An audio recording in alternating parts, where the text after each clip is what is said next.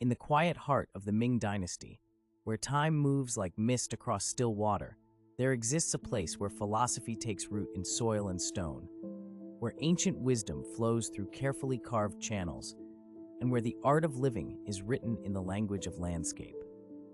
Tonight, we stand together at the threshold of an imperial garden, a sanctuary created not merely for beauty, but as a living expression of harmony between heaven and earth. The great wooden gates before us rise with patient majesty, their vermilion lacquer softened by centuries of sun and rain, their brass fittings catching the last golden light of evening.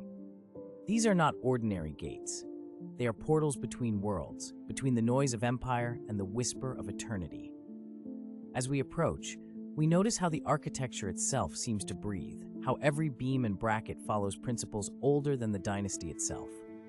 The air here feels different, cooler somehow, carrying with it the scent of aged wood, jasmine, and something else, something that might be called peace itself, distilled into fragrance.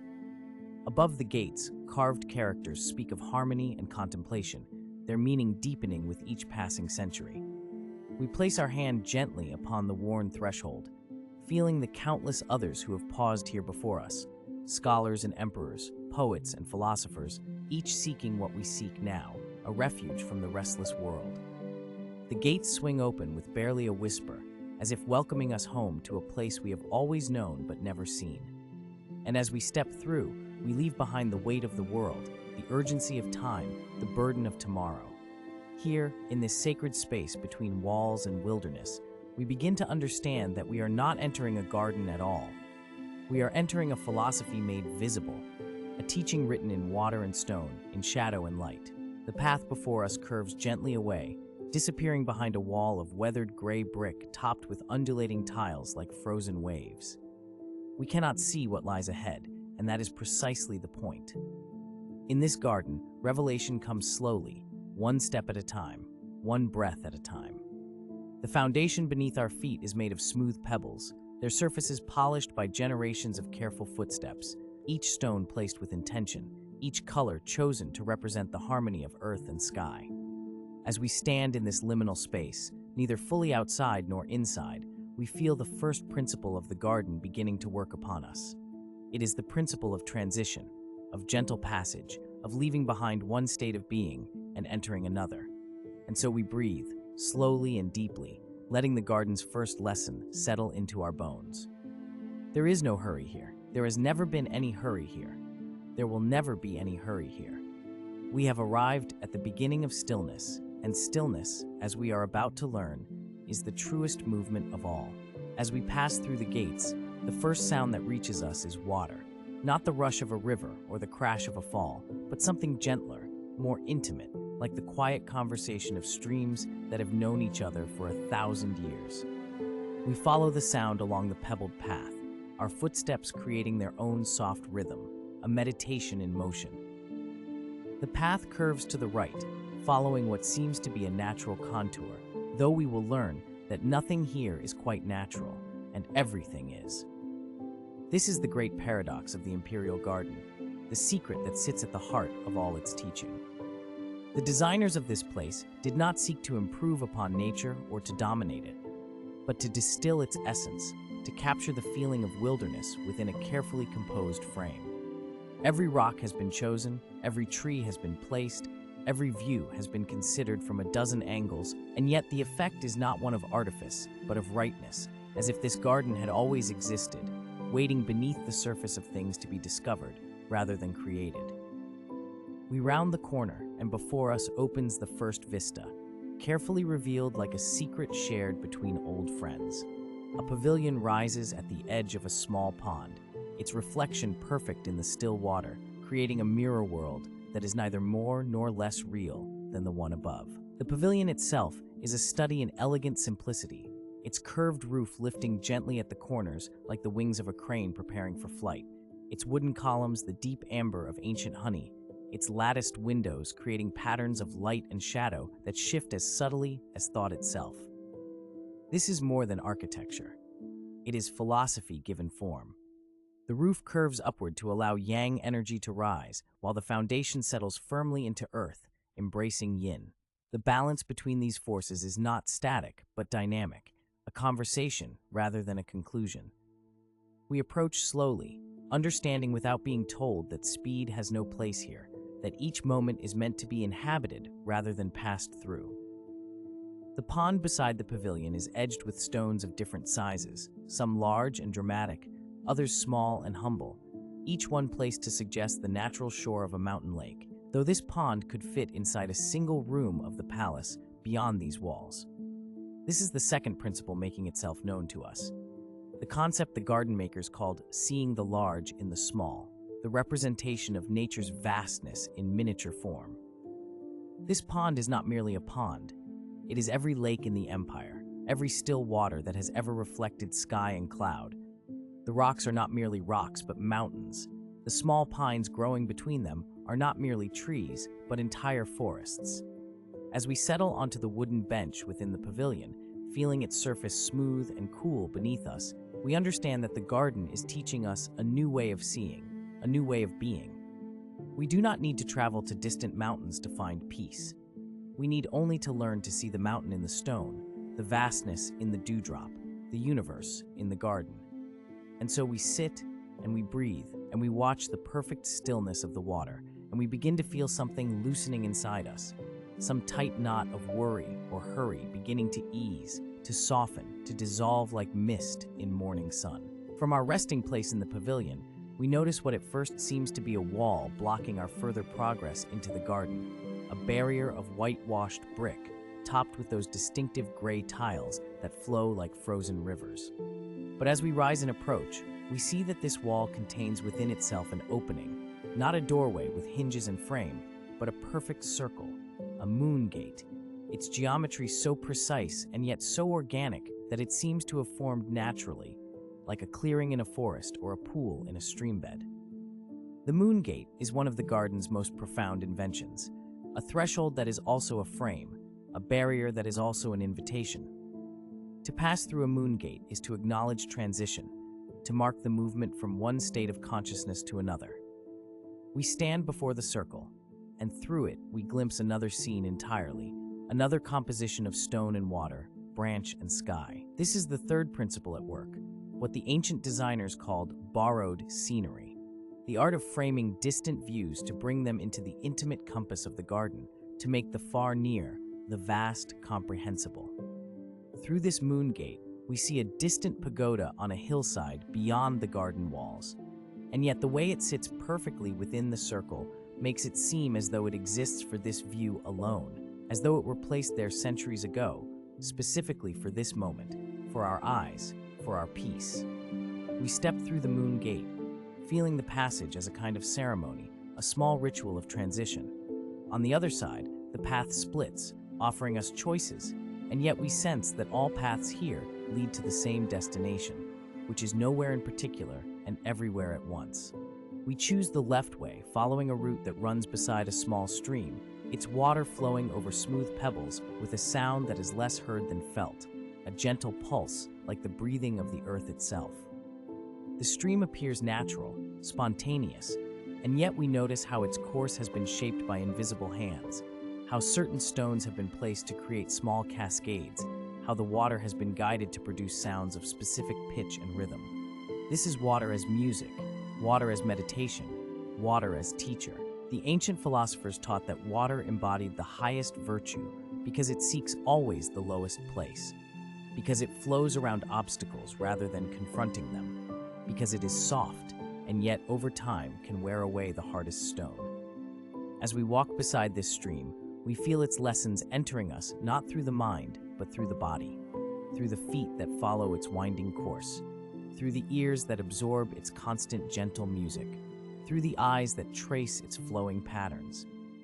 The path leads us beneath the spreading branches of an ancient pine, its trunk thick and gnarled, its bark like the scales of a dragon, its branches extending like the arms of a sage offering shelter. We pause in its shadow, looking up through needles that filter the light into countless soft fragments, creating patterns on the ground that shift and dance with every slight movement of air. This tree has stood here for longer than we can easily imagine, has seen emperors rise and fall, has sheltered scholars and poets, has simply been, year after year, season after season, rooted and reaching, grounded and aspiring, perfectly embodying the balance that the whole garden teaches. The stream guides us onward, though onward seems like too purposeful a word for this kind of wandering, this gentle drift through composed vistas and philosophical vignettes. We come upon a small arched bridge, its stone worn smooth by centuries of careful footsteps, its design so simple and perfect that it seems inevitable, as though there could be no other way for a bridge to be.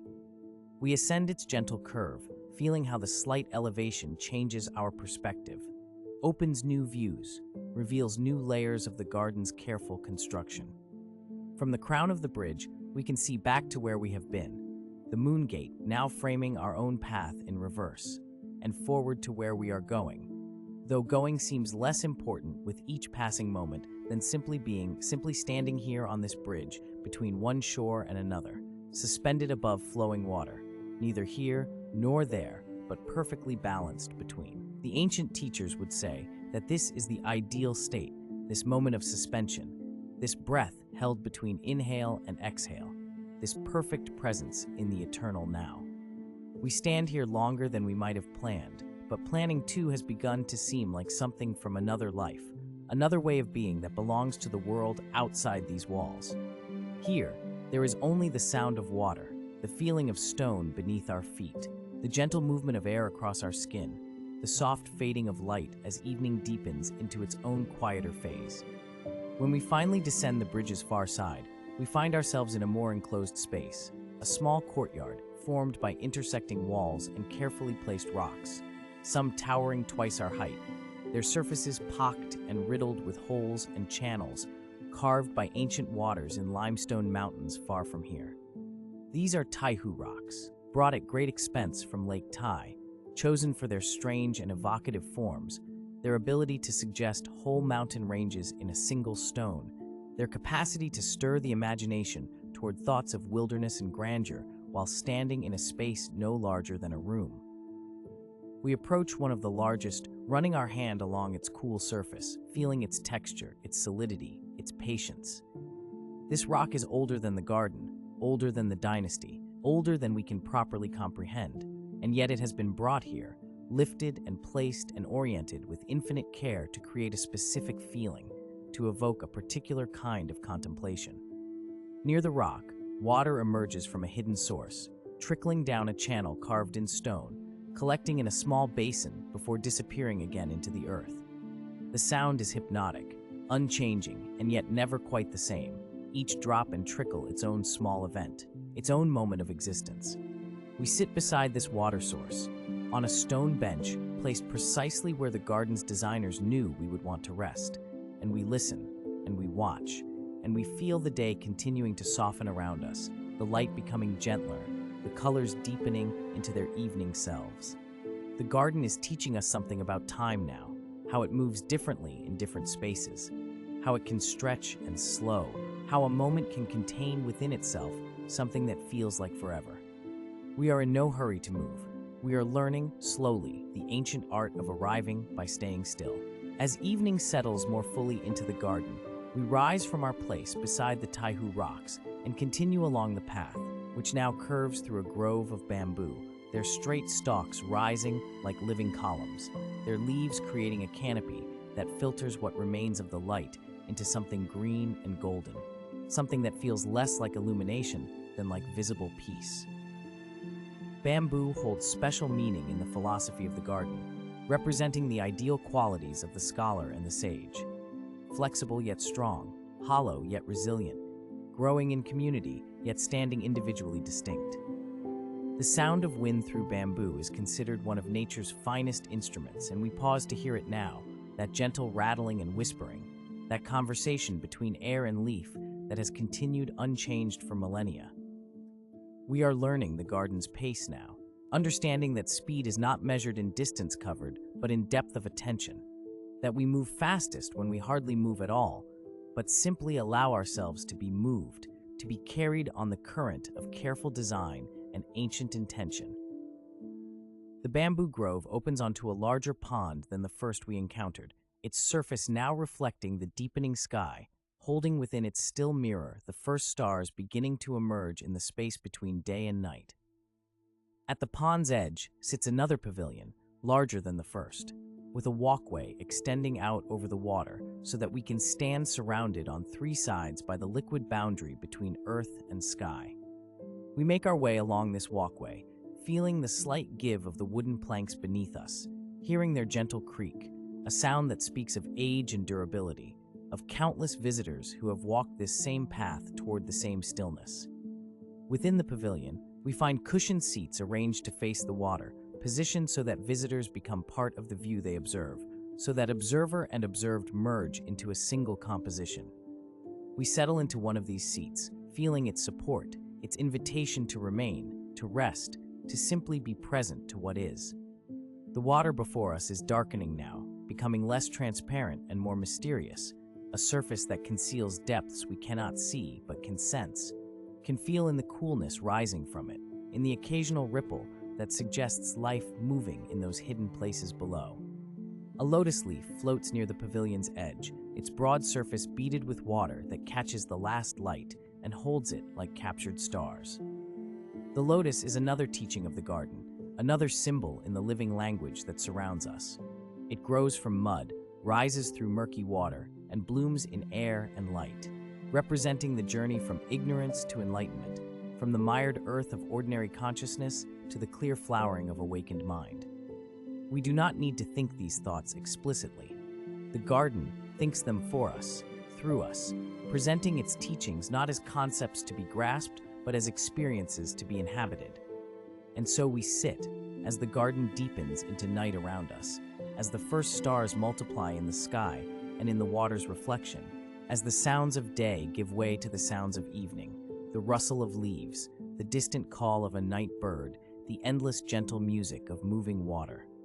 We have entered the garden's rhythm now, have synchronized our breath to its breath, our pulse to its pulse, and we understand without words or thoughts that we are home. And so, having found our rhythm within these ancient walls, we wander deeper now, following paths that curve and wind with the gentle purpose of water finding its way to the sea. The garden of perfect brightness unfolds before us, revealing one of the great secrets of Imperial garden design, the concept known as the 40 scenes, where each careful turn, each deliberate threshold, frames a new vista, a new moment of composed beauty that exists nowhere else in all the world. This is not a garden to be seen all at once, not a landscape to be comprehended in a single sweeping glance. No, this is a garden of revelations, of discoveries that unfold step by patient step, breath by quiet breath. We round a corner where weathered stone meets ancient cedar, and suddenly before us lies a lotus pond of such perfect stillness that the sky seems to exist both above and below, the boundaries between heaven and earth dissolving in the mirror of water. The lotus leaves spread across the surface like jade plates, some as small as coins, others wide enough to shelter a child from summer rain. And among them, the flowers themselves, some still closed in tight buds of palest pink, promising beauty yet to come, others opening like gentle hands to reveal their golden hearts, and still others fully opened, their petals curved back in an expression of complete surrender to the sun and sky. We approach slowly, our footsteps soft on the worn stone path, and we see how the water between the lotus leaves is not merely water but a living canvas of reflected light. The deep blue of the sky, the white of drifting clouds, the green shadows of overhanging willow branches. And if we are very still, very quiet, we might glimpse the golden shapes of fish moving beneath the surface, their slow gliding motions creating ripples that spread outward in perfect circles, intersecting with other circles in patterns that the ancient philosophers would have recognized as the visible manifestation of qi, the life force that moves through all things. A small pavilion stands at the pond's edge, its roof tiles glazed in imperial yellow, now weathered to the soft gold of afternoon light. 4 pillars of dark wood, carved with dragons and clouds, support the curved roof, and between the pillars, we can see straight through to the water beyond, to the mountains in the distance. This is the principle called borrowed scenery, where the garden's boundaries extend infinitely, where distant peaks become part of the composition as surely as the lotus at our feet.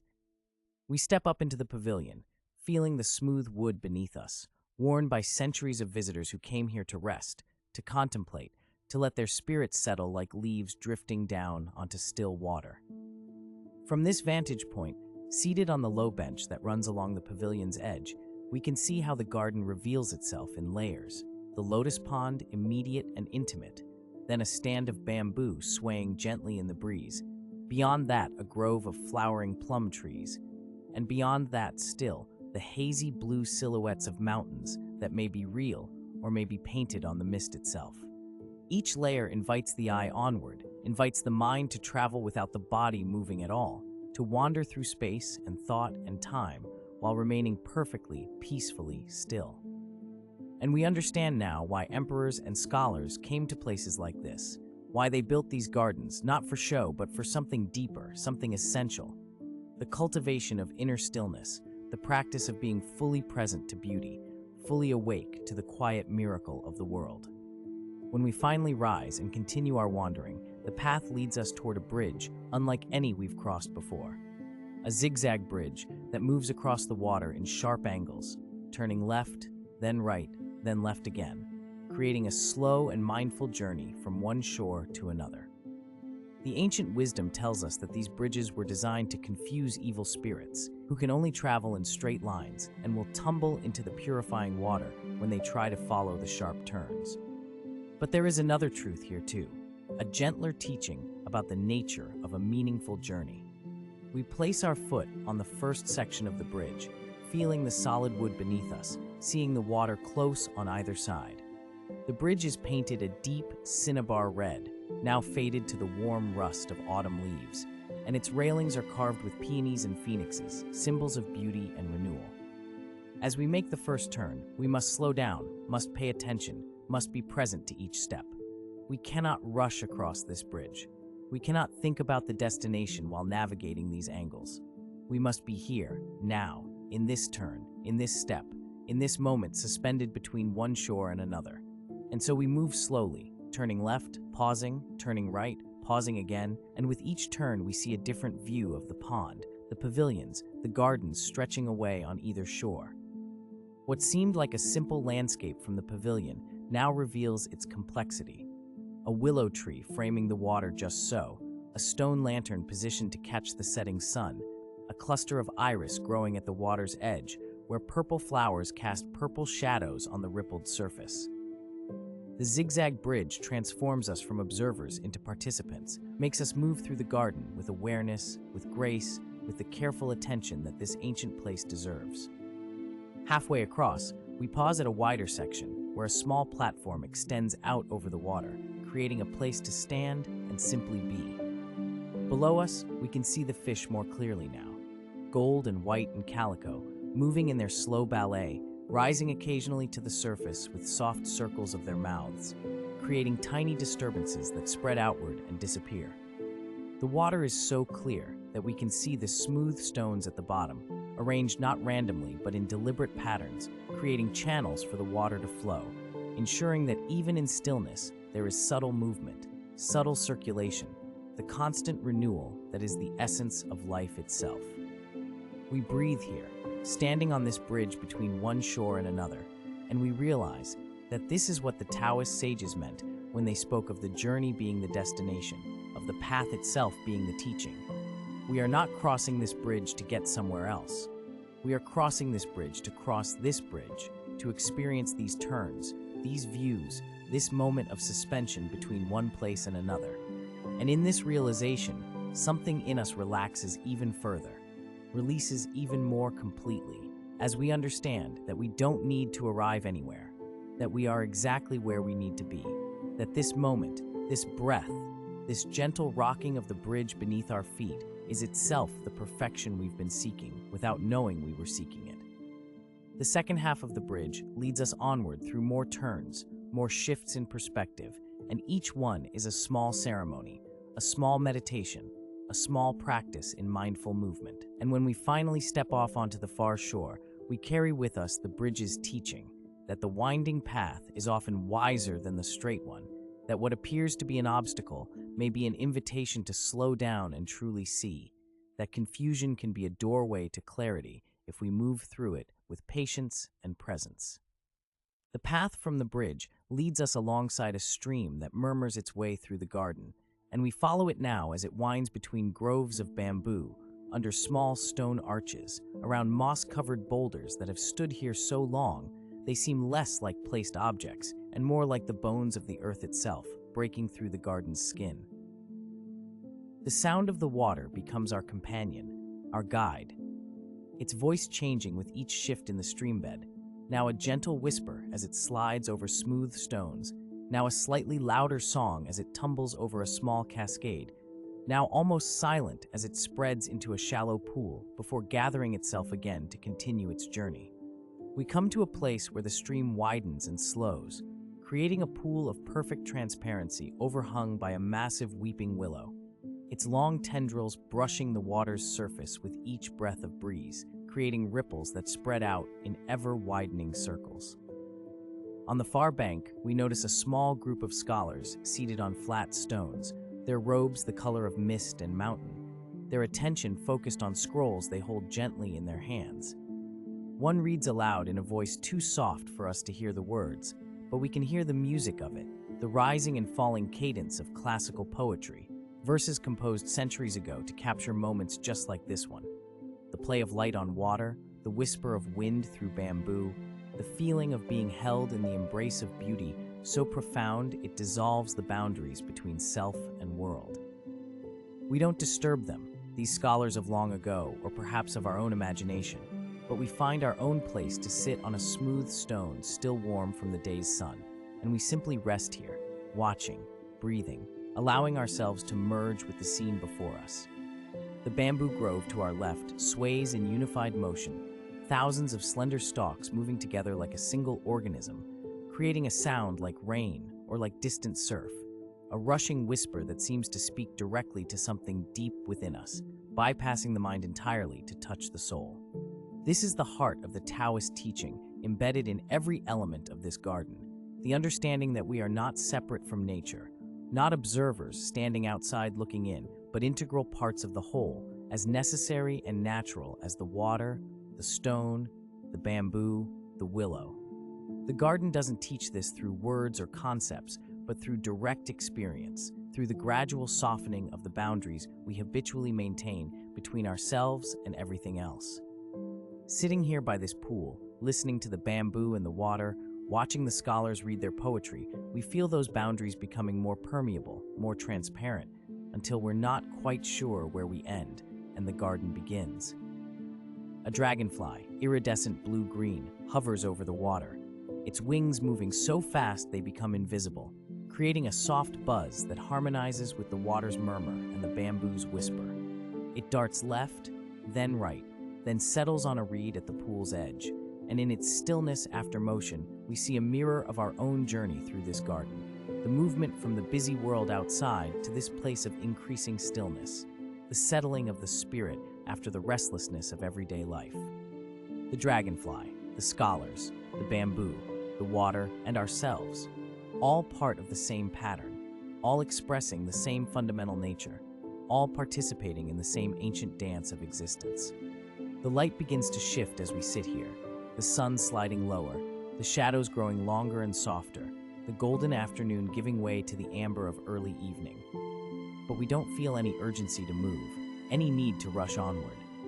The garden has taught us already that arriving is less important than being present, and so we remain here a while longer, letting time stretch and slow, letting the peace of this place seep deeper into our bones, our breath, our very being. Eventually, gently we rise and continue our wandering, the path now leading us to one of the garden's most beloved features, a lakeside pavilion that stands at the point where the stream we've been following opens into a larger body of water, a lake that stretches away toward distant shores lined with willows and flowering trees.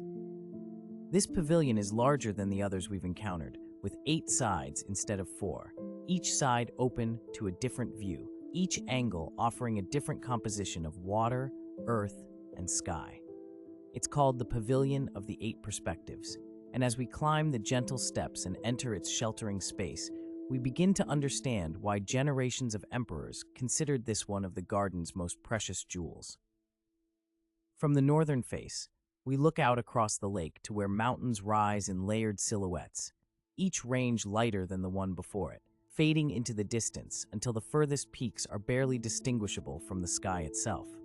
This view speaks of distance, of vastness, of the great world beyond the garden's walls, yet seen from here, framed by the pavilion's pillars and the curve of its roof, even that vastness feels contained, comprehensible, part of the garden's intentional design.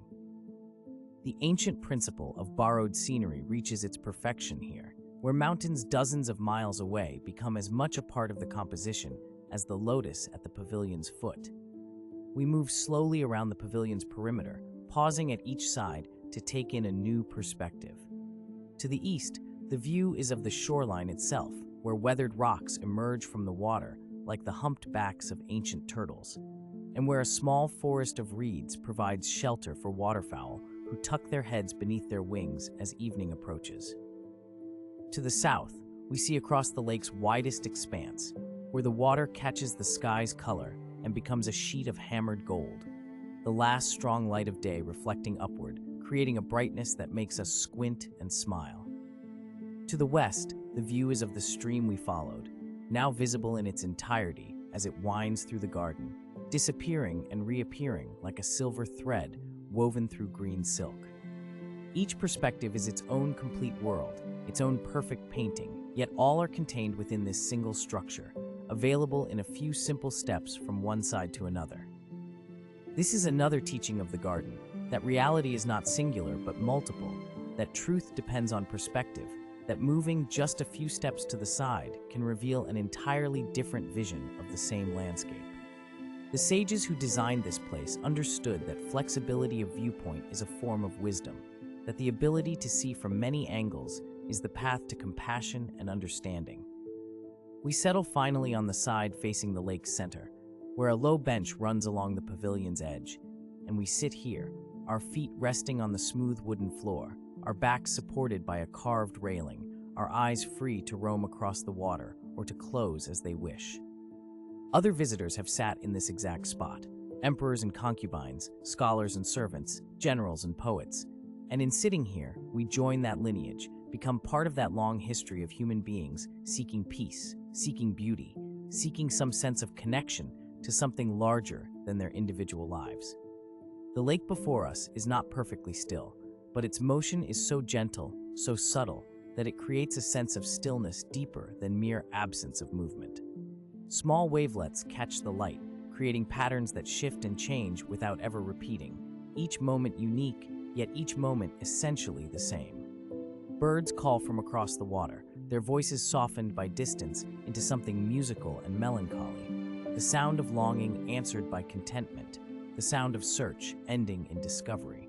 And we sit here in the pavilion of the 8 perspectives, breathing in harmony with the water's gentle rhythm, our hearts settling into a slower, deeper beat, our minds finally, blessedly, beginning to quiet into the profound peace that this garden has always offered to those who enter it with open hearts and patient spirits. Time passes here in the pavilion, though we cannot say how much time, for the garden has drawn us so deeply into its rhythm that the normal markers by which we measure our days have lost their meaning. The light continues its slow transformation from gold to amber to the deep rose of approaching dusk, but these changes happen so gradually, so gently, that we notice them only in retrospect, the way we might notice that we've been breathing deeply for several minutes without having consciously decided to do so. The garden breathes us now, more than we breathe the garden. Its peace has become our peace. Its stillness has seeped into our cells, our muscles, our racing thoughts, until they too have slowed, settled, become part of the greater stillness that emanates from the water, the stone, the ancient trees. A small boat appears on the lake, moving so slowly it might be drifting rather than being rowed, and we watch its progress with a sense of timelessness, as if it has always been there and will always be there, making its way across the golden water with no apparent destination, no visible purpose beyond the simple act of moving through beauty. A figure stands in the boat, using a long pole to guide it through the shallow places, and though we cannot see the face or features, we sense a quality of utter contentment, of being exactly where one wishes to be, doing exactly what one wishes to do, with no thought for anywhere else or anything else. This is what the 40 scenes of the garden have been teaching us with each new vista, each carefully composed view, that every place is the right place, that every moment is the right moment, that the search for something better somewhere else is itself the only thing preventing us from experiencing the perfection that surrounds us always. If only we have eyes to see it, hearts to feel it, spirits quiet enough to receive it. The garden is not preparing us for some future enlightenment, some distant awakening. The garden is the enlightenment, is the awakening, is the peace we thought we had to seek, but which has been here all along, waiting patiently for us to arrive, to settle, to finally stop seeking and simply be.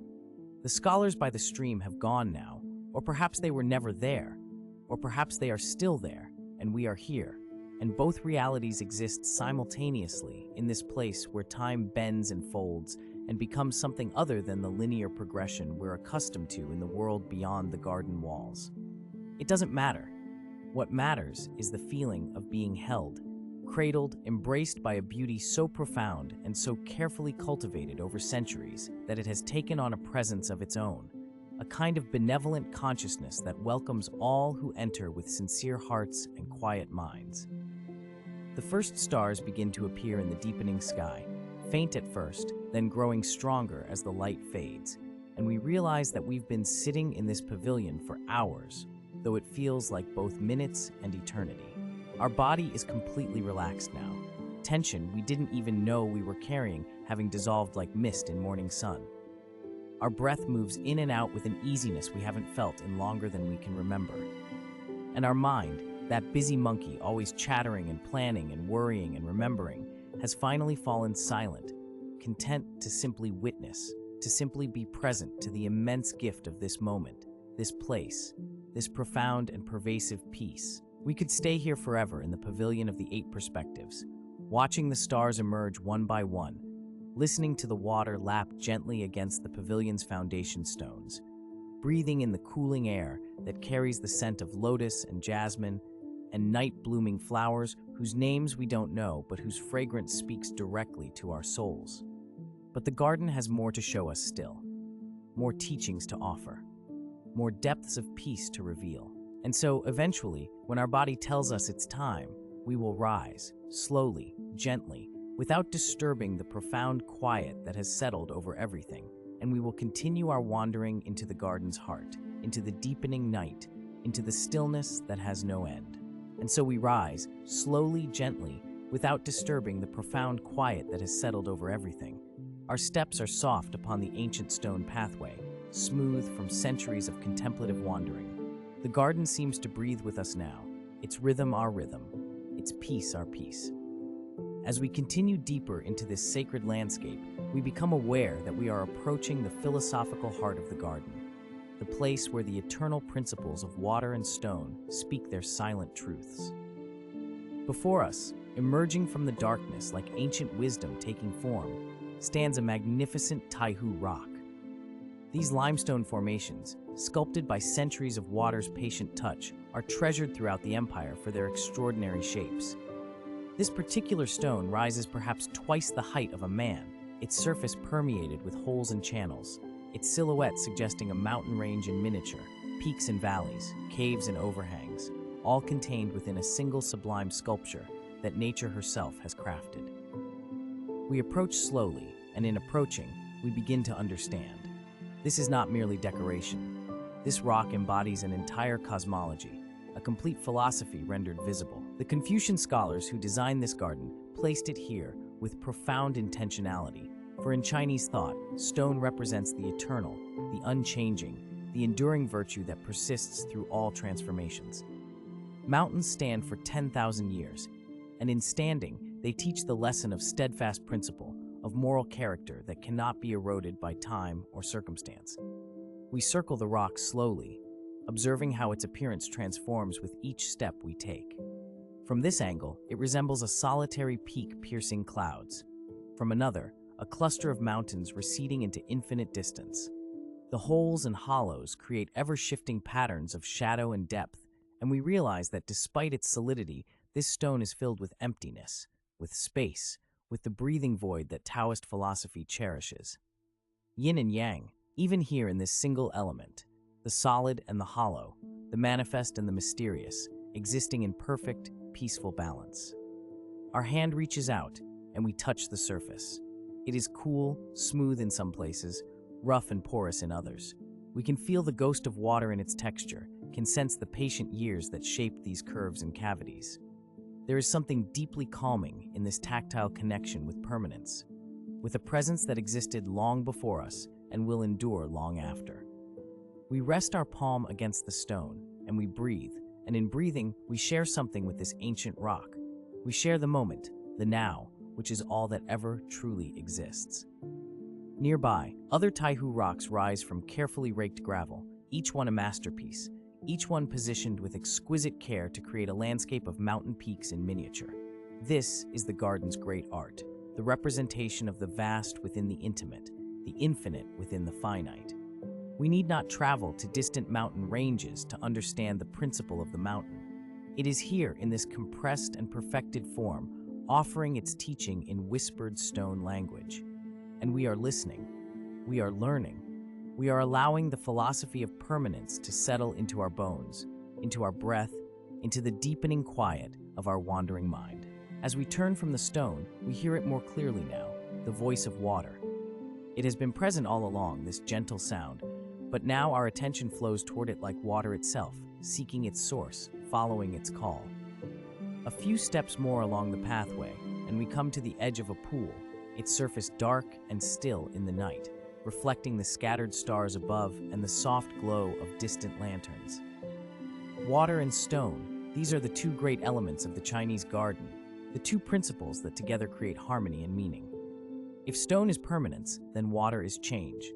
If stone is virtue standing firm, then water is wisdom that adapts, that flows, that finds its way through every obstacle, not by force, but by yielding, by patience, by the soft persistence that gradually shapes even the hardest rock. We kneel beside the pool, our reflection appearing like a ghost on its dark surface. The water is so still here, so perfectly calm, that we can see the stars doubled, above and below, heaven and earth mirroring each other in this small, contained universe. This too is philosophy made visible. The Taoist masters taught that the sage's mind should be like still water, reflecting all things accurately, without distortion, without agenda. In stillness, we see clearly. In clarity, we understand. A leaf drifts down from somewhere above, touching the water's surface with the softest kiss, and suddenly there are ripples, gentle concentric circles expanding outward from the point of contact, moving slowly, gracefully across the pool until they reach the edges and quietly dissipate. We watch this small event with complete attention, and in watching we understand another teaching. Every action creates consequences that spread outward, that touch everything connected to the source. One small cause, endless effects, all connected in the great pattern of existence. The pool settles again into perfect stillness. Our breath settles too, matching the water's peace. There is no hurry here, no urgency. Time moves differently in this garden, if it moves at all. Perhaps time is just another form of water, flowing around the stones of moments, shaping them gradually, patiently, without force. We hear the water speaking now in another voice, a gentle trickling, a soft musical murmur. Following the sound, we discover a small stream feeding into the pool, its current barely perceptible in the darkness, more sound than sight. The water slides over smooth stones, creating that endless peaceful sound, that repetitive gentle music that seems to have no beginning and no end. It simply is, and has always been, and will always be. Moving alongside the stream, we trace its course deeper into the garden. Sometimes it widens into small pools, sometimes it narrows into swift channels carved through stone.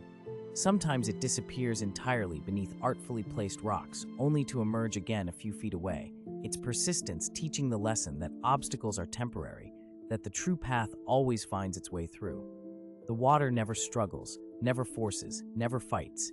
It simply continues, and in continuing, it prevails. The sound of the flowing water creates a rhythm that our breathing begins to match, begins to follow. In and out, like the current flowing, never stopping, never struggling, just continuing its ancient journey from source to sea, from mountain heights to valley depths, always following the natural way, the path of least resistance, the effortless effort that Taoist philosophy calls Wu Wei.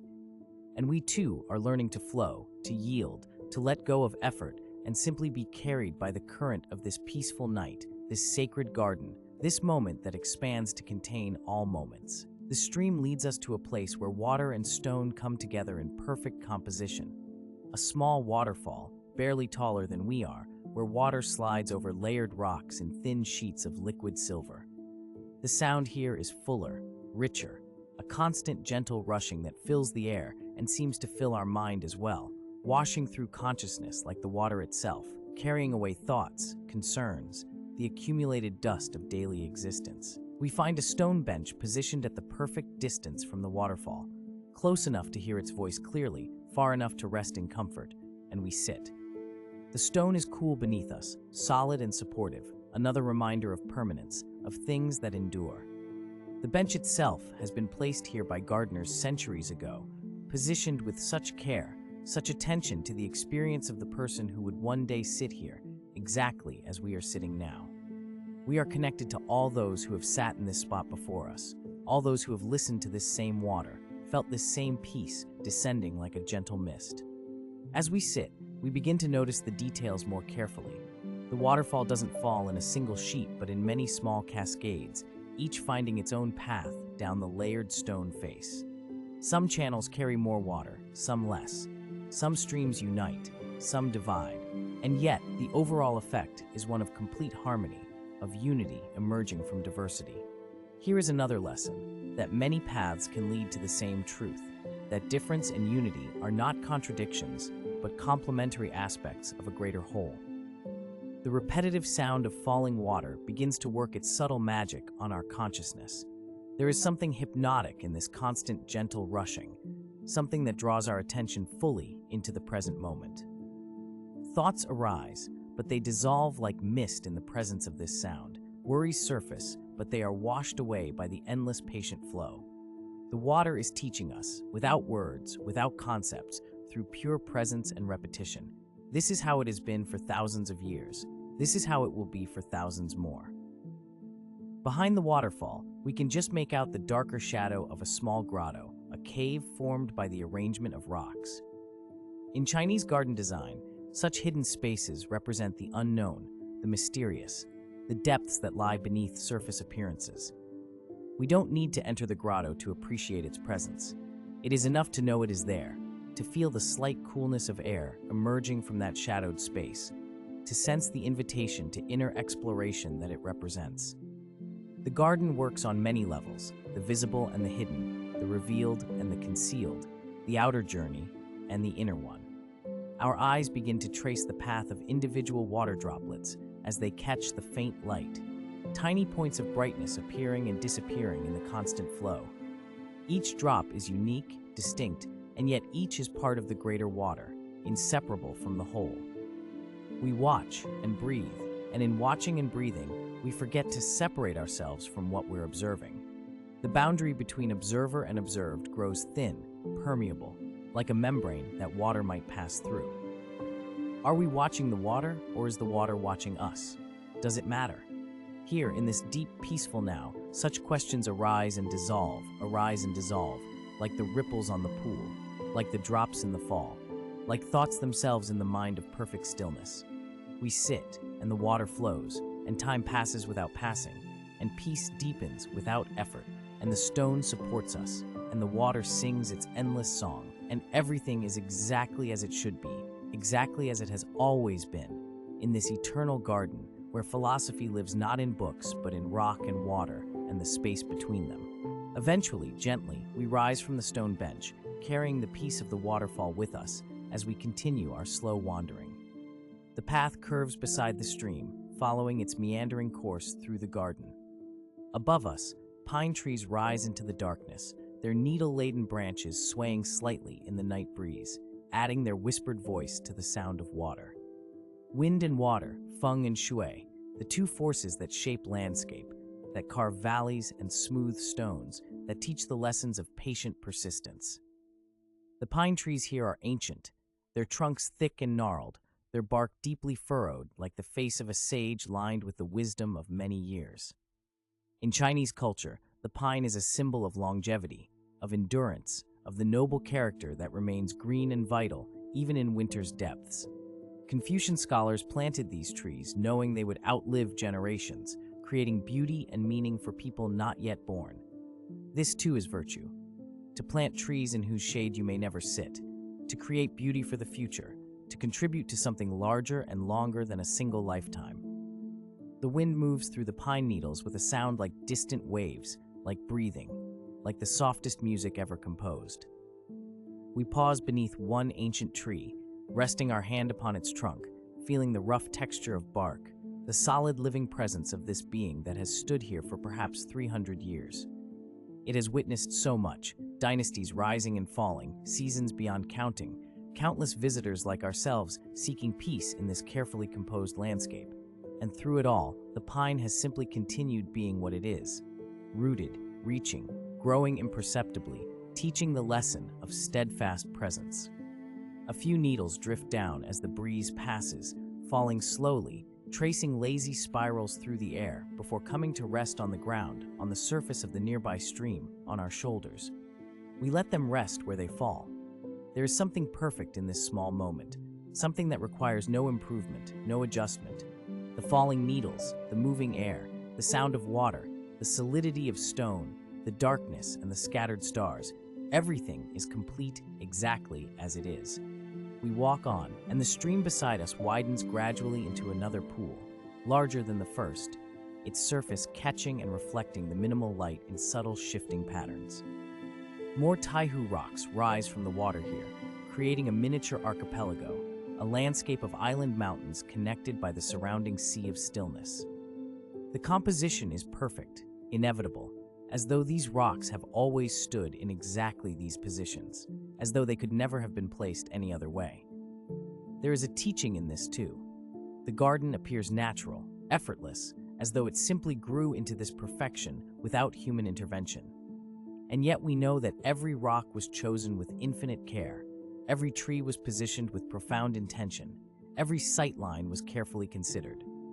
The art lies in concealing the art, in making the composed appear spontaneous, in creating something so harmonious that it seems to have emerged directly from nature's own hand. This is the highest achievement of the garden maker, to work with such skill that the work becomes invisible, leaving only beauty, only peace, only the sense that this is how things are meant to be. We stand at the pool's edge, watching the reflections shift and shimmer with each breath of wind.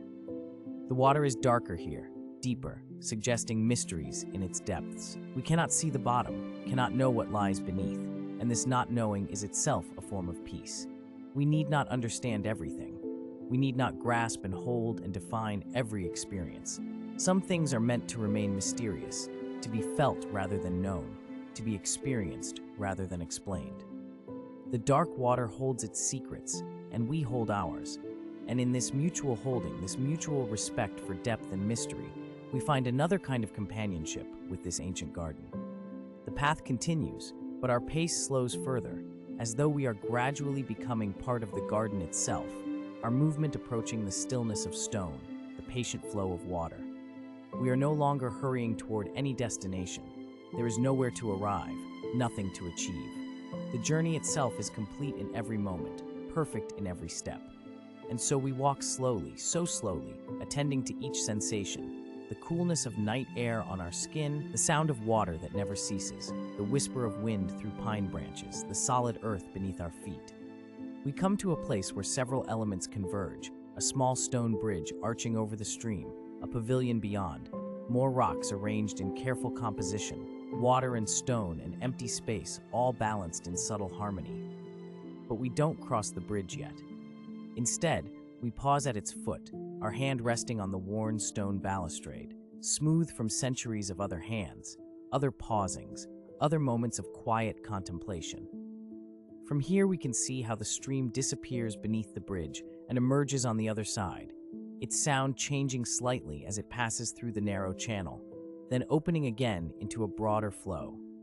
The repetitive sound has become like a heartbeat, like breathing, like the fundamental rhythm that underlies all existence. We have been listening to this water for so long now that we no longer hear it as separate from ourselves. It flows through our consciousness as it flows through the garden, constant, peaceful, endlessly renewing. The wind rises slightly, moving through the pines with that soft, rushing sound, that gentle whisper that speaks without words.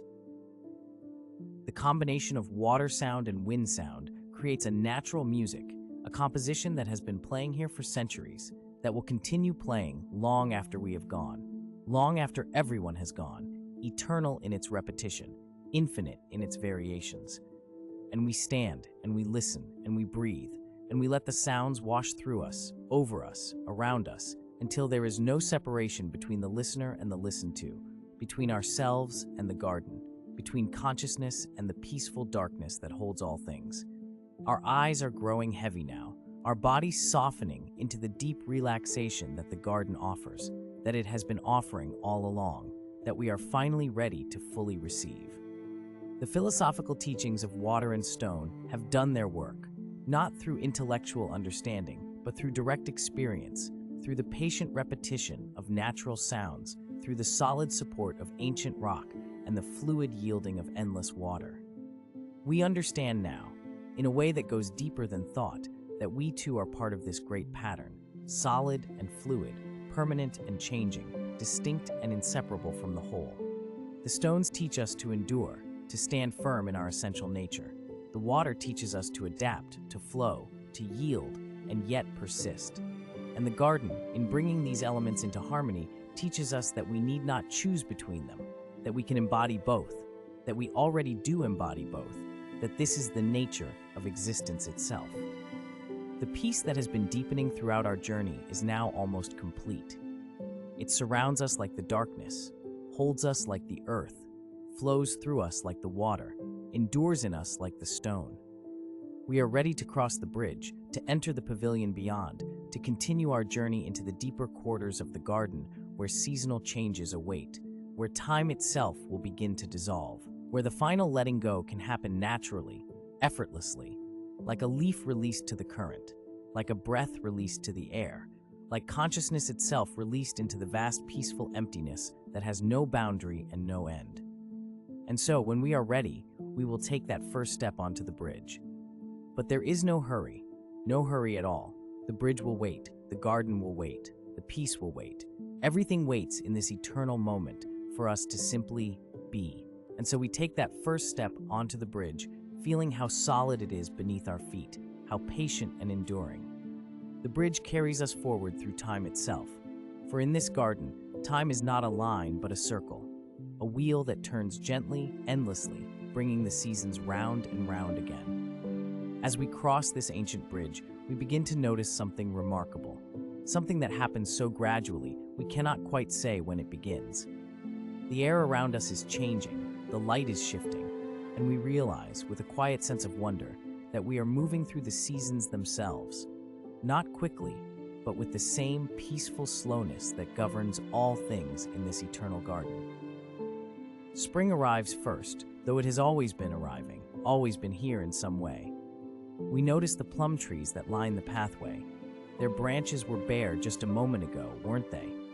Or perhaps that was yesterday, or last week, or in some other lifetime altogether. Now those branches are touched with the first brave blossoms, pale pink petals that seem to glow from within, as if they have captured some fragment of dawn and hold it safe in their delicate cups. The plum blossoms are always first. They are the heralds, the brave ones who emerge while the air is still cool, while the last memories of winter linger in the shadows. We pause beside these flowering trees, and their scent reaches us, subtle, sweet, carrying within it all the promise of renewal, of beginning again. And we understand that this is what the garden teaches. Everything begins again. Everything returns. There is no true ending, only the gentle turning of the wheel. The blossoms fall like snow, but it is spring snow, warm snow, soft petals drifting down to rest upon the stone pathways and float upon the surface of the pools. We watch them fall, one by one, and then many together, creating little constellations on the water. Each petal is perfect. Each falling is exactly as it should be. Time passes, though we cannot say how much time, for time here is measured in petals and in breaths, in the slow unfurling of leaves and the patient opening of flowers. The garden fills with green, soft green, new green, the green of beginning. Bamboo leaves whisper in the warming breeze, and somewhere a bird is calling, the same call. Over and over, a peaceful repetition that blends into the sound of water, the sound of wind, until all sounds become one sound, one gentle presence surrounding us. We walk on through the garden, and spring walks with us, and we are in no hurry at all. The wheel turns at its own pace, and we turn with it, peaceful and patient, knowing that each season will come in its time, and each will be perfect, and each will lead us deeper into the tranquil heart of this eternal place. The wheel turns, slowly, slowly, and we turn with it. Spring deepens into the fullness of its being, and then, with the same gentleness that brought it forth, begins to transform into summer. We notice this transformation first in the lotus pools, those great circular leaves that were just beginning to emerge from the water. When was that?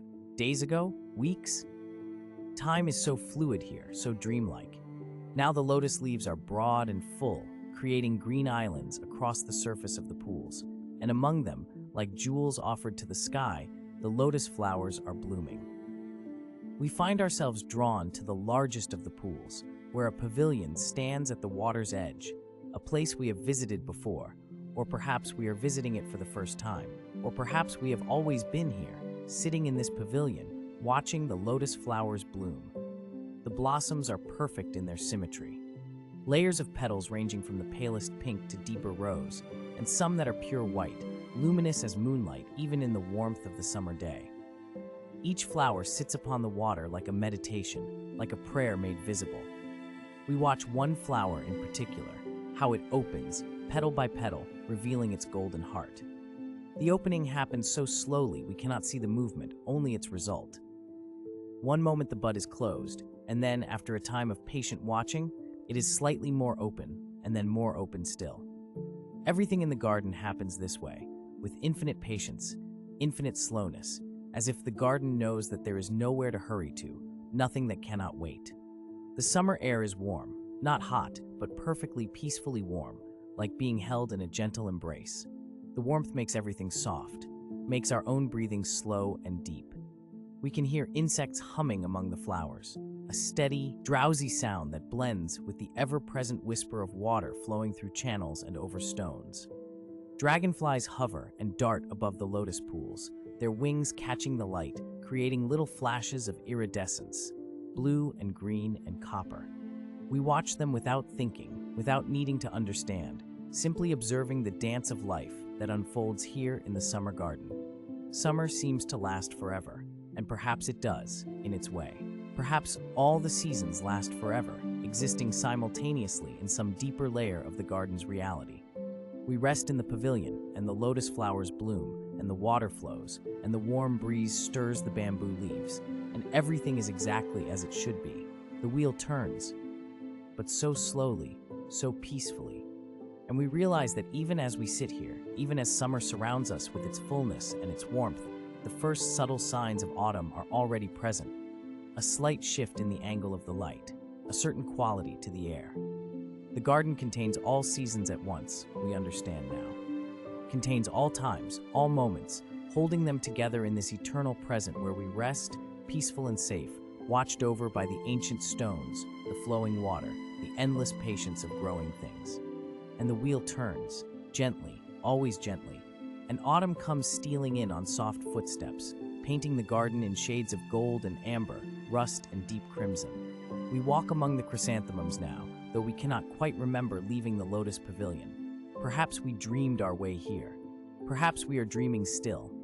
The chrysanthemums are everywhere, cascading over stone walls, arranged in ancient ceramic pots, growing in carefully tended beds that follow the curves of the pathways. These flowers are beloved here, symbols of longevity, of endurance, of the quiet strength that persists even as the year grows old. The blooms are extravagant in their complexity, layers upon layers of petals, creating spheres of color, some as large as a closed fist, others small and delicate as stars. There are chrysanthemums of deep burgundy and bright gold, soft yellow and cream, purple and russet and bronze. We pause beside each variety, taking time to truly see them, to appreciate the patience of the gardeners who have cultivated these flowers through generations. The same flowers blooming in the same places year after year, century after century, creating a continuity that runs deeper than any single lifetime. The air has changed. It is cooler now, crisp and clear, carrying the scent of fallen leaves and damp earth. Above us, the maple trees and ginkgos are transforming, their leaves turning to flame colors, to gold, creating a canopy of light overhead. When the breeze moves through the branches, leaves fall, spinning slowly as they descend, taking their time, in no hurry to reach the ground.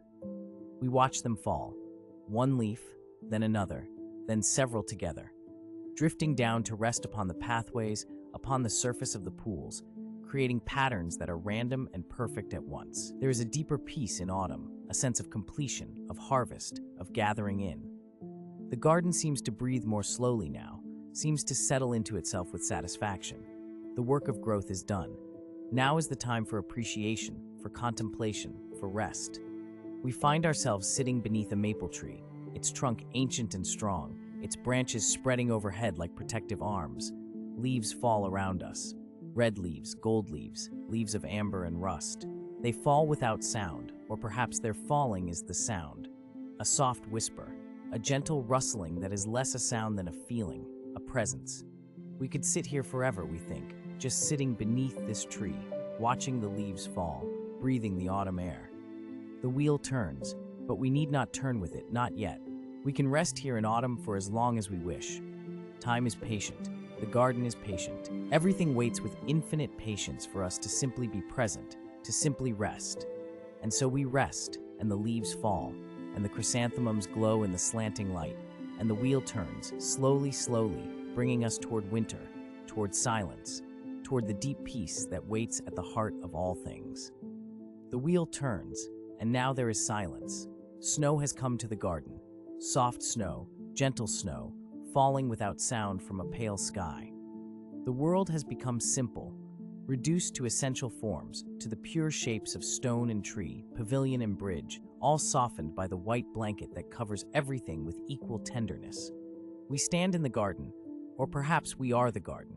It is becoming harder to tell the difference between observer and observed, between self and this peaceful place. The snow continues to fall, and we watch it, mesmerized by the slow descent of each flake, how it spirals and drifts on the air, how it comes to rest so gently upon branch and stone, upon our outstretched hand. The pine trees are weighted with snow, those evergreen sentinels that stand constant through all seasons, unchanged by the turning wheel. Snow gathers on their dark green needles, creating patterns of white against the green, creating contrast that is soft and beautiful and utterly peaceful. There is one pine in particular that draws our attention. Ancient beyond measure, its trunk thick and gnarled, its branches reaching out in elegant curves that speak of centuries of patient growth. Snow has transformed this tree into something from a dream, from a painting. Each branch perfectly outlined in white, each needle visible beneath its delicate burden of snow. We stand before this tree for a long time, a very long time, watching the snow fall upon it, watching how the weight of snow makes the branches dip slightly, how they spring back when a breeze shakes the snow free, sending up little clouds of white that drift and sparkle in the air before settling once more. The silence is profound. Not an empty silence, but a full silence, a silence that contains all sound within it. The water still flows through the garden, but quietly now, some of it frozen into fantastic shapes where it drips over stones, some of it moving slowly beneath ice that is clear as glass. We can hear it if we listen, that faint, constant whisper that has been with us through all seasons, the heartbeat of the garden, never ceasing, never changing.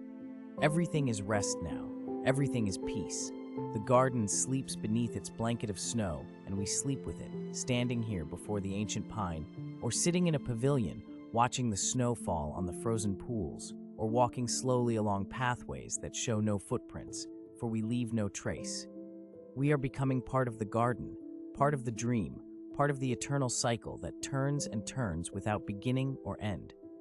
Winter is the deepest season, the most inward season, the season that teaches us to be still, to conserve, to rest in the dark and cold, trusting that spring will come again, knowing that the wheel always turns, that nothing is lost, only transformed.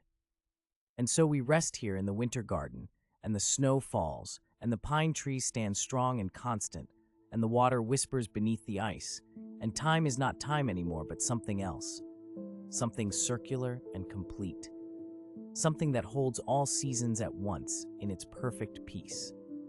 The wheel turns, but we are at the center of the wheel now, at the still point where there is no movement, only this eternal moment, only peace, and the wheel turns. Or perhaps it does not turn. Perhaps it has always been still, and we are only now perceiving its stillness, its eternal present, where all seasons exist at once, where winter and spring, summer and autumn are not separate but one continuous breath, one perfect cycle, one peace that has no beginning and no end. We are in the garden, and the garden is in winter and also in spring. We can see both now, somehow, the snow falling and the plum blossoms opening, the same branches holding both snow and flowers, both endings and beginnings. Time has become transparent here. We can see through it to the truth that lies beneath, the unchanging essence that persists through all transformation. The garden is always the same garden. The stones are always the same stones. The water is always the same water. Flowing, freezing, melting, evaporating, raining down again, completing its cycle endlessly. And we are part of this cycle now. We flow with the water, we bloom with the flowers, we rest with the stones, we endure with the ancient pines. There is no separation anymore. The boundaries have dissolved, or perhaps they were never there to begin with.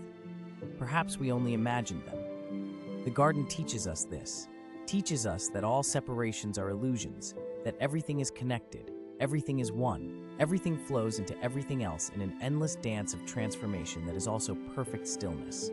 We see the seasons moving now, not one after another, but all together, all at once. Spring blossoms and summer lotus, autumn chrysanthemums and winter snow, all present, all blooming, all perfect. The garden contains everything. The garden is everything. And we are the garden. We have always been the garden. We will always be the garden. This is the secret that the emperors came here to learn. This is the wisdom that the sages cultivated along with their flowers and trees. There is nowhere to go because we are already here. There is nothing to become because we already are. There is nothing to seek because everything is already present in this moment, this eternal moment that contains all moments, all seasons, all time. The garden holds us, gently, so gently, the way snow holds the branches of the pine, the way water holds the lotus, the way earth holds the roots of the ancient trees.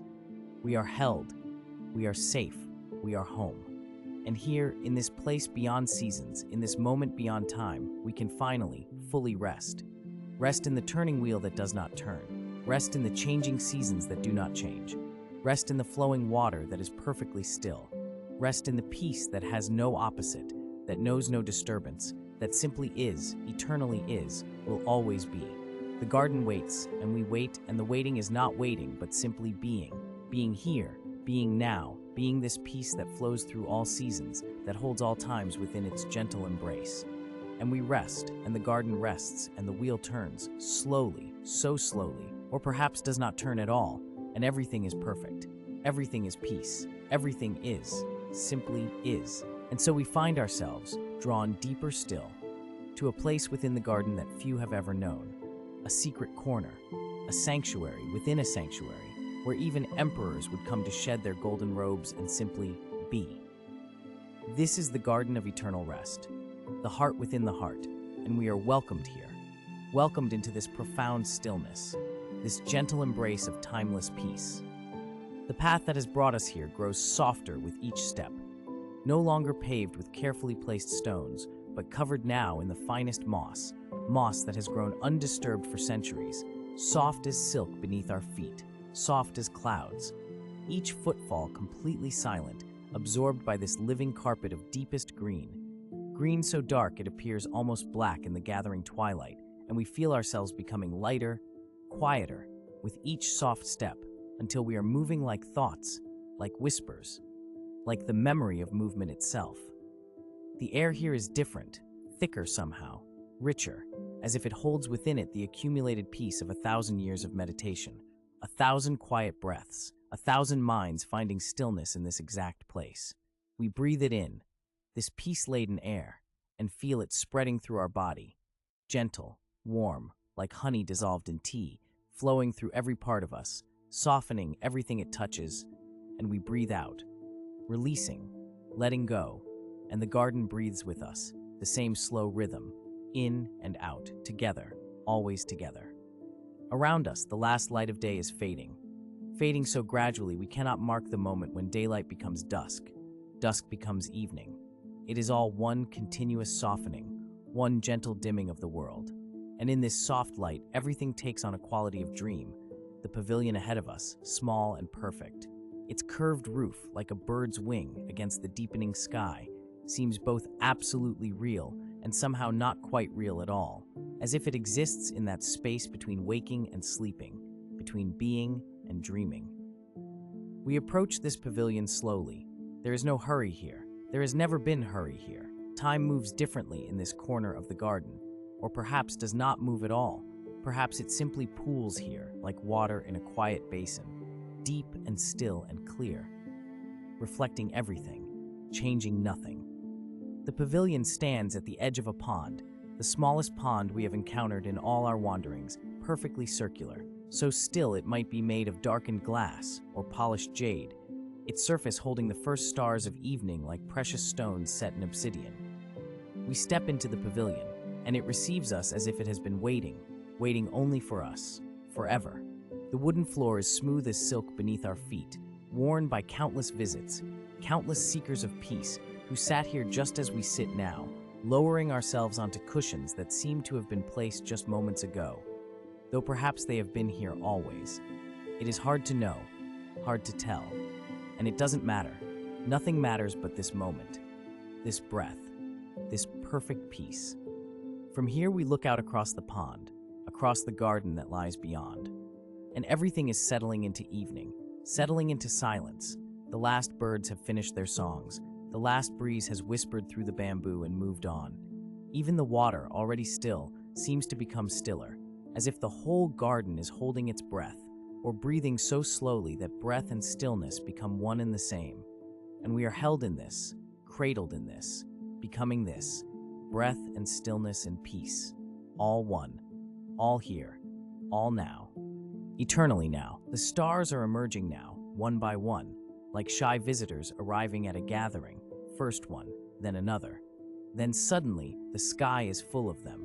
Though we did not see them arrive, they simply became visible, became present, as if they had always been there, and we are only now able to perceive them. They reflect in the pond before us, each star doubled, the pond holding its own complete sky, and we cannot tell which stars are above and which below. Cannot tell if we are looking up or down, or both, or neither. And this confusion is pleasant, comfortable. We rest in not knowing, in not needing to know. The moon rises, slow and full and golden, impossibly large as it clears the garden walls, casting everything in soft amber light, warm light, gentle light that seems to emanate from the garden itself rather than falling upon it from above. The pavilion glows softly, the wood taking on the color of honey, of aged parchment, and the shadows are not dark but merely darker, everything visible, everything soft, everything at peace. In this moonlight, the pond becomes luminous, its surface like brushed silver, like mercury, moving without moving, breathing without breath.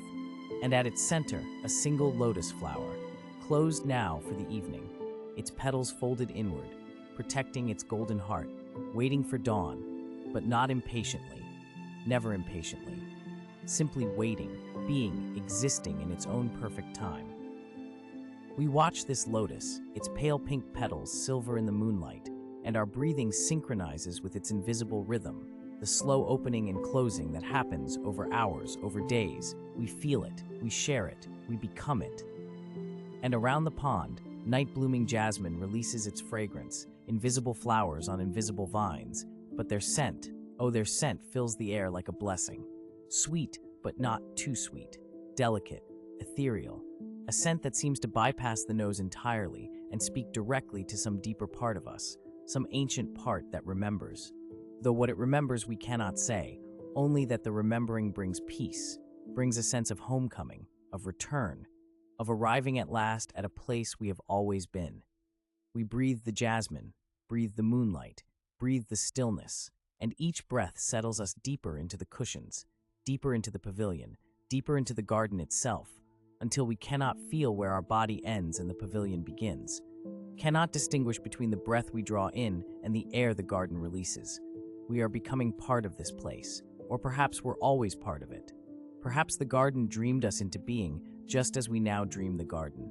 Both real, both dream, both one. The pond is so still, so perfectly still, that when a single leaf detaches from a branch somewhere above, somewhere unseen, and drifts down through the amber air, down to land with the softest whisper upon the water's surface, we see every ripple it creates.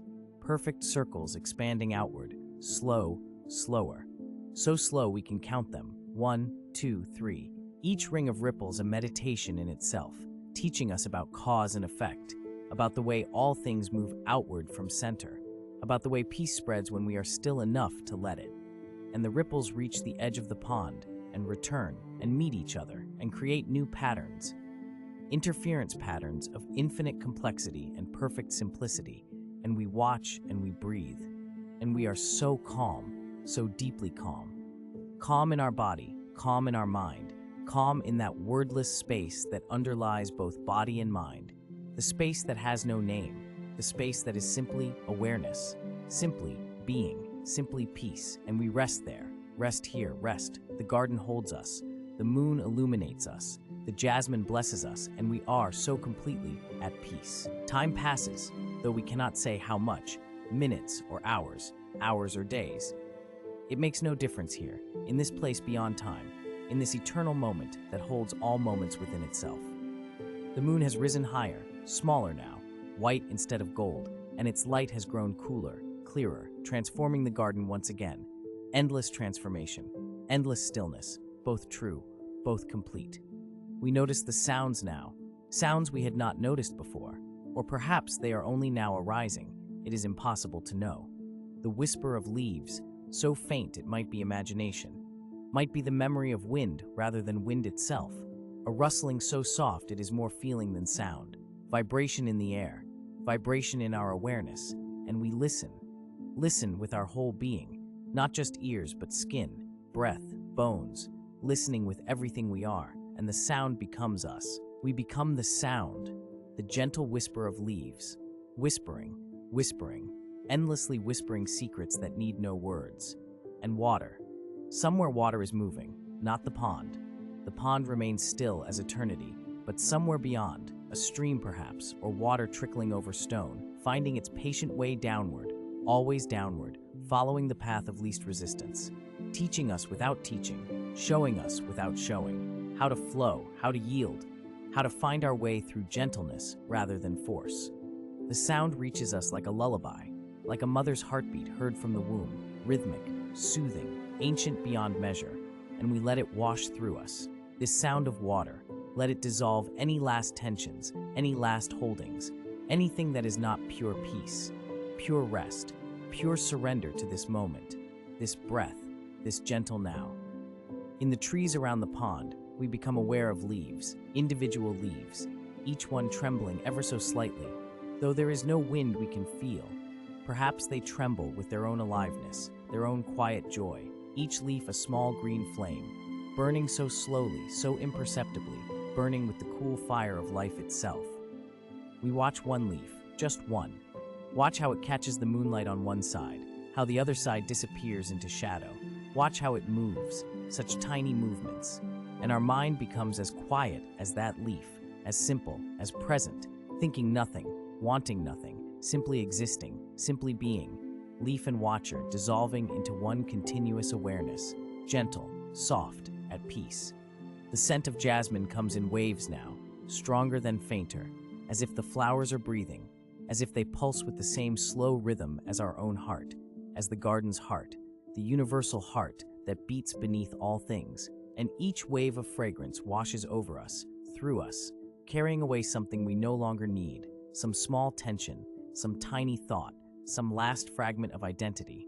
And we don't resist, we let it go, Let it be carried away on jasmine-scented air, dissolving into the night, returning to the garden, returning to the source, and what remains grows lighter, softer, more diffuse, less solid, less defined, less and less and less. Our breathing has slowed to match the garden's breathing, slowed to match the rise and fall of moonlight on still water. Each breath so gentle, so shallow. We almost wonder if we are breathing at all, or if the garden breathes us, or if there is no breathing, only a slow cycling of air, of life, of peace, moving in its own time, in no time, eternal circulation that requires no effort, no attention, simply happening, simply being. As we are simply being without trying, without doing, resting in existence itself, resting in this moment, this pavilion, this garden, this infinite peace. And everything is so quiet, so soft, so perfectly still, the pond, the moon, the stars, the jasmine, the whispering leaves, the distant water, and us, all part of one stillness, one silence, one peace, undivided, whole, complete, and we rest so deeply in this garden, in this night, in this timeless, perfect peace. The night deepens around us, deepens within us. There is no difference now. The boundaries have become so soft, so permeable. Inner and outer flow together like water finding its level, like mist dissolving into air. And we are held in this, suspended in this, perfectly balanced in this borderless space between sleep and waking, between being and dissolving, held so gently, so safely, by the garden, by the night, by the eternal peace that has always been here, waiting for us to become still enough to feel it. The moon continues its slow arc across the sky, moving without seeming to move. One moment here, then later, impossibly, it is there, and we have not seen it travel, only noticed that it has. Notice that everything is subtly different. The shadows have shifted. The light falls at new angles. The surface of the pond reflects new stars. But these changes do not disturb, they soothe. They remind us that change is itself a kind of constancy, that transformation is the most permanent thing, that in this garden, in this eternal now, everything changes and nothing changes, both truths complete, both truths perfect. We have become so quiet, our bodies so relaxed, so completely at rest, that we feel ourselves almost floating, almost dissolving into the cushions beneath us, becoming silk, becoming air, becoming the space that holds all things. Our breath is barely perceptible now, the shallowest whisper of air, in, out, in, out. And sometimes we forget to notice, forget that breathing is happening, and still it continues, effortless, automatic, the garden breathing through us, the universe breathing its slow, eternal breath, and we are that breath. We are that slow, universal rhythm. We are the rise and fall, the gentle wave, the patient tide of existence itself. The pond before us has become a mirror of consciousness itself, reflecting everything, holding everything, yet itself unchanged, unpolluted by what it reflects. The moon passes through it, the stars pass through it. Clouds we have not noticed drift across its surface, and the pond remains pure, clear, still, teaching us without words, showing us what we are beneath all thoughts, beneath all identity, beneath name and form and story, pure awareness, pure presence, pure, still, untouched, peace. And in this peace we hear, or feel, or simply know, the presence of all those who have rested here before us, the emperors who shed their crowns and came here seeking what no power could give them, the scholars who left their books behind to sit in wordless contemplation, the poets who found that silence speaks more truly than verse, all of them here. Their peace layered upon peace, century upon century, meditation upon meditation, creating this sanctuary, this reservoir of stillness, and we add our peace to theirs, our rest to their rest, our silence to their silence, becoming part of the garden's eternal meditation, becoming part of what will hold others when we are gone, when we are everywhere, when we are nowhere, when we are simply peace itself. The jasmine continues its gentle perfume, wave after wave, each wave carrying us deeper, deeper into relaxation, deeper into surrender, deeper into the soft darkness that is not darkness but the richest, warmest, safest space, the space before dreams, the space that holds all dreams, the space that is home, that has always been home. And we sink into it, gratefully, completely, letting go of the last threads that bind us to waking, to doing, to being separate, letting them dissolve, letting them fade until there is only this, only peace, only. The garden, breathing, being, eternal. So soft now, everything so soft, the moonlight soft, the water soft, our breathing soft, our awareness soft and diffuse and spreading like mist, like dawn, like something infinitely gentle and infinitely vast. And we are not afraid, we have never been more at peace. Never more held, never more home. Resting in the garden, resting in the night, resting in the infinite, gentle, eternal, peace. Resting, resting, rest. And here we rest, here we remain, in this garden of eternal peace, in this moment that has no end, in this stillness that holds all movement, all time, all being, within its gentle embrace. The night stretches before us, behind us, around us, infinite night, blessed night, night that asks nothing, requires nothing, simply holds us, simply keeps us, simply lets us rest. The moon, the stars, the water, the jasmine, the whispering leaves, all continue their eternal song, the song beneath all songs, the silence beneath all sound. And we are notes in this song, notes holding, fading to softest whisper, fading to breath, fading to peace, but never ending, never gone, always here, always part of this garden, this night, this infinite peace. We are so relaxed now, so completely at rest, that body becomes concept, becomes memory, becomes something happening far away, in another realm, another life, and what we are is simply awareness, simply presence, simply the still point at the center, the eye of peace, watching nothing, being everything, resting in existence itself, resting in the garden, resting in this moment that is all moments, this breath that is all breaths, this peace that is all peace. The garden holds us as it has held countless others, as it will hold countless more. Eternal garden, eternal moment, eternal return to stillness, to silence, to the source, and we are held, so safely held, so completely welcomed, so totally at peace, the garden and us, no longer separate, never were separate, one breath, one being, one peace, undivided, whole, complete. And the night continues to deepen, continues to soften, continues to hold us in its gentle darkness, its warm embrace, and we sink deeper, deeper still, into rest, into peace, into the soft dissolution of all boundaries, all concerns, all thoughts, all identity, sinking, into the garden, into the earth, into the eternal, returning home, returning to peace, to rest, to the infinite, gentle stillness that has always been here, waiting for us to return, to rest, to simply be. So soft, so quiet, so perfectly still. The pond, the moon, the garden, the night, our breath, our being, everything, soft, everything, quiet, everything, still, everything, peace, deep peace, eternal peace, perfect peace, and we rest, and the garden rests, and the universe rests, in this moment, in this breath, in this gentle, eternal, now, resting, in the garden, in the peace, in the eternal rest. The jasmine whispers, the water murmurs, the leaves sigh, and all of it says, rest. All of it says, peace. All of it says, you are home, you are held, you are safe, so held, so at peace.